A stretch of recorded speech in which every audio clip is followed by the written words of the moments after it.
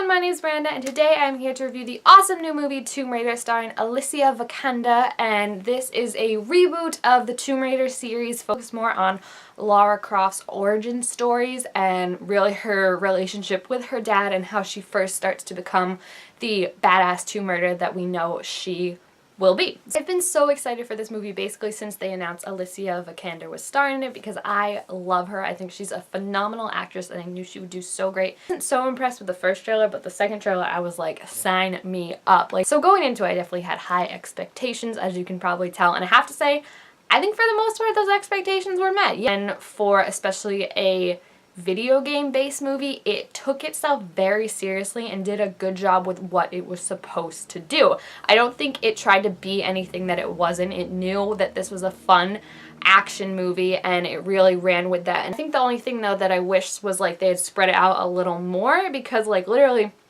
in the trailer you see these awesome scenes of her running off a watercliff, what? Off a waterfall, and she gets stuck on a plane, and then you see her kind of like falling through like with a parachute and stuff like that, and then hitting a tree, and you're just like, oh my gosh, this is so badass. And it was badass in the movie, like it felt just like a video game, but it was all the same scene, like just prolonged, and it was kind of like I would wish that was more spread out and they had more scenes like that, because literally that scene and then also the boat scene when they were just getting absolutely destroyed, like I was literally like in the theater like press X, like press triangle, like I was like, it felt like you were watching a video game and like you had to, you know, grab the thing so she didn't fall, make the impossible jumps, like they really had that nailed down. And then I also like that they had a lot of puzzles at the end, which was great because puzzles are awesome in video games, but they're also like my weakest point, besides stealthing probably. So it was very nice to see like all these puzzles and have them solve it, but me not have to be the one that solved it. That was like, you know, I didn't have to think too hard about it. I was just like, you know what, you guys are gonna solve it. And I did figure it out when they were like,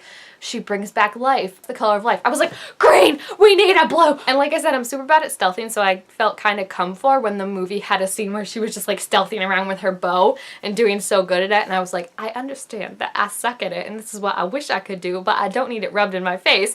It just had so many video game elements. One thing I picked up on that was super cool was how the guards at the final stage, like the climax when they were actually going to the temple, were like dressed in that kind of thicker, heavier metal kind of thing that you get the guards of higher level in dressed as in the game, which was really cool because it made it seem like, you know, when you have to fight the higher level guards and you have to be like more on it, like that's what it felt like, as opposed to just like the little guards who were like, you know, just had their one vest and you were like, boom, done. So it felt like it did a good job in like paying tribute to the games and being respectful of that, but then also just making an awesome movie and not getting too bogged down in lore of all that. Like I felt like the only thing at the end, it was kind of a lot to figure out all of a sudden that like Anna, what was possibly with Trinity, and Croft Industries was wrapped up in Trinity and stuff like that. Like that I felt like was the only thing that was kind of just like pushed on us at the end. I know people I think could be a little bored with the beginning before she gets to the island and say they spent too much time on that. I think they really took their time to show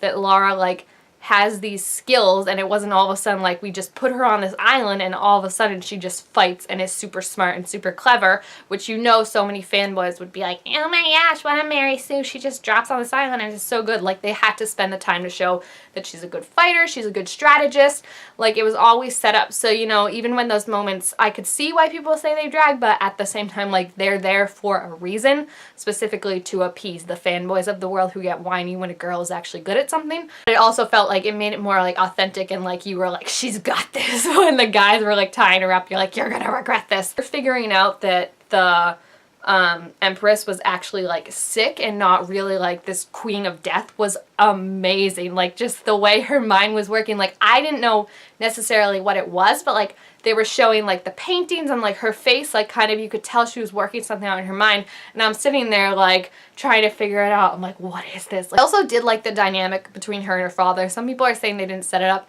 too much, but at the same time I've had so many video games setting it up that I'm like, I'm fine if we don't know every single potential thing about it. It was interesting because you saw how they were different but similar and they didn't always get along 100%. It kind of sucked that like she found him only to lose him again, but I feel like now she has that certainty that he's gone, whereas like that uncertainty of like we don't know if he's actually gone was what was holding her back. So now she can move forward. And I also, like, as much as it pained me to be like, oh my gosh, we're losing him again, like, that was his last sacrifice, was he saved her in the end because she was, like, being overcome by Vogel, and then the explosion that her dad detonated distracted him, and she was able to overpower Vogel and beat him. And I think that was really, really great. I do hope she threw her boot away, though, because her boot touched Vogel after he was infected, and I was like, girl, you're gonna bring this disease back to everyone if you don't destroy that boot right now. Like, I honestly wouldn't have minded if there was a scene where, like, what was the name? Ren was, like, pulling her out of the rubble, and she was just, like, kicking her boot, like, back into the rubble and be like, we don't need that anymore. I just think it was sweet. Like, I was watching it and I was like, he saved her one last time, her dad, and that was, like, his final act because that was their relationship. So I super love this movie. I think it was so great. I think Alicia did such a good job.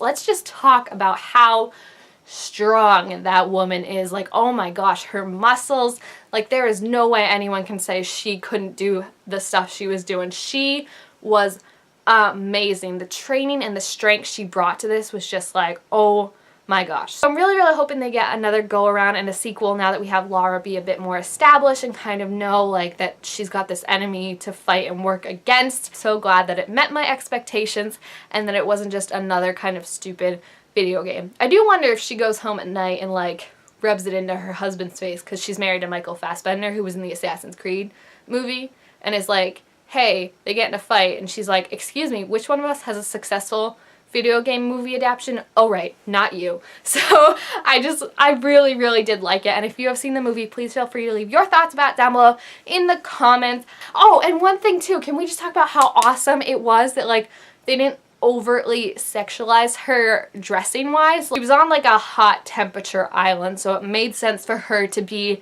in a tank top, but the tank top was, like, not, like, super cleavagey. She had long pants on. They really focused on making her, like, dirty and, like, had her cuts. Her outfit was practical for where she was. It made me really happy just to see, like, they were actually, like, taking their time and not just making her, like, a sexual character. Like, there was a function to her outfit for once and not just making her cold or something like that. So I really, really enjoyed this movie, and like I said, leave your thoughts about it down below. Also, make sure to give this video a thumbs up if you enjoyed it, and subscribe to my channel down below to be sure to make all sorts of new videos, and I will see you guys next time. Bye!